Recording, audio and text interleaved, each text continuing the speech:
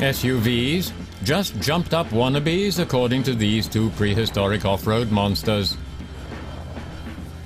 The Mitsubishi Pajero and the Toyota Landcruiser, both off-road icons for decades. Time for a diesel-fueled duel. We compare their performance like for like, urban and rough. The Landcruiser's new common rail diesel delivers a tidy 173 horsepower. The Toyota promises super fuel efficiency at only 9 litres per 100 kilometers. Expensive? The purchase price at €45,000 for the automatic. Despite the Mitsubishi Pajero's larger engine capacity, it generates 3 horsepower less. It needs a full 3 seconds longer to get to 100, and it's thirstier. On the other hand, it's almost €4,000 cheaper than the Toyota. Sports utility vehicle? Newfangled nonsense, and beneath the consideration of well-established 4x4 nobility like these two. The Pajero has been in production since 1982. In excess of 2.5 million of these cars have been sold. Crowning glory, 12 times winner of the Paris-Dakar. That's facts and figures. And then there's its charisma, all square lines and rugged sex appeal. Running boards and a reserve on the rear complete its classic good looks. The Pajero promises solid dependability.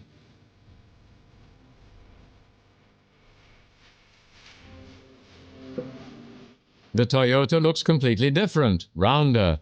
It is actually not quite as wide as its rival by around 8 centimeters.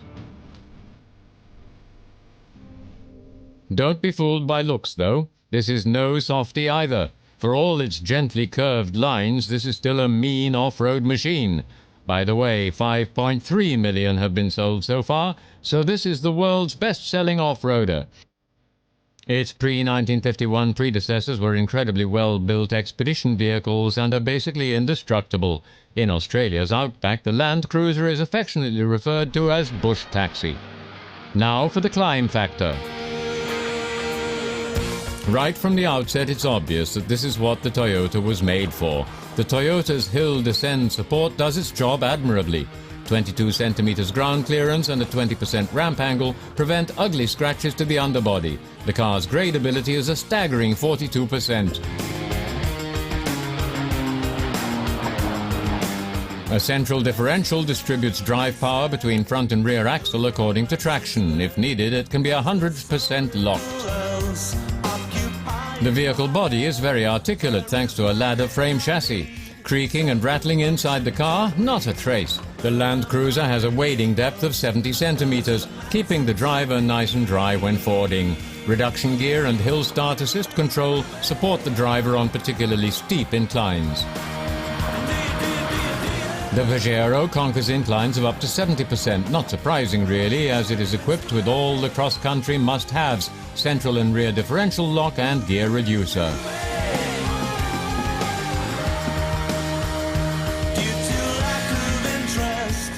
The Pajero has got half a centimeter more clearance between running board and rock than the Toyota.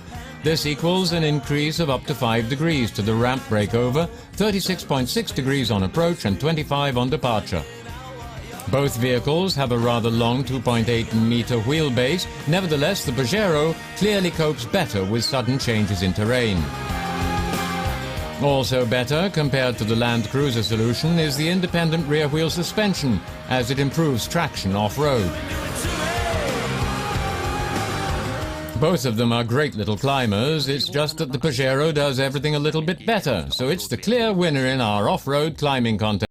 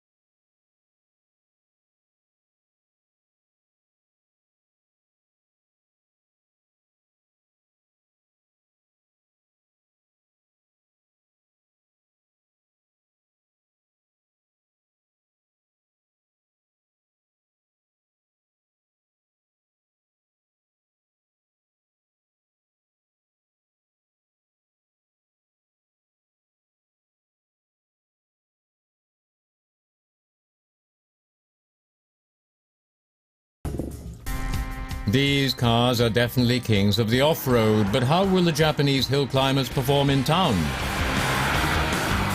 High up cab, a lot of weight. The Pajero weighs 2.3 tons, not exactly ideal for tearing down tarmac roads. The 3.2-litre turbo diesel has its work cut out, taking a long 14 seconds for the 170 horsepower to reach 100 kilometers an hour mark. And it's loud. Remember, this car is kind of rough and tough and thirsty. When we tested it, it went through 14 liters per 100 kilometers. Despite the excellent suspension, it doesn't seem to like cornering much. You can feel the car tilting ever so slightly, and there's quite a strong forward-pushing sensation too. ESP is of course standard, and the brakes are very good indeed. The Pajero scores well in terms of direct and accurate steering.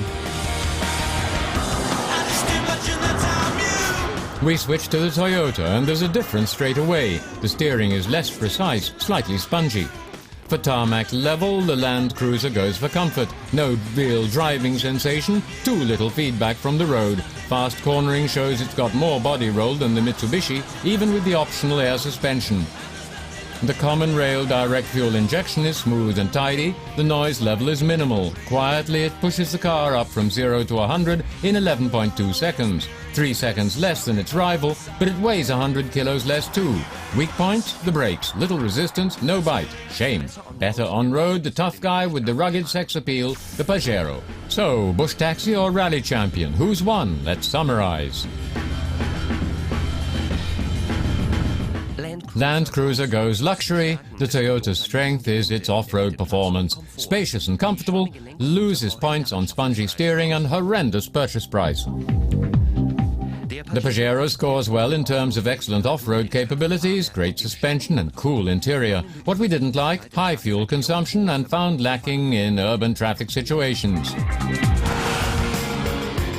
In the end, the Toyota follows, the Pajero leads because it carries its distinctive off-road character into urban environments with flair and panache.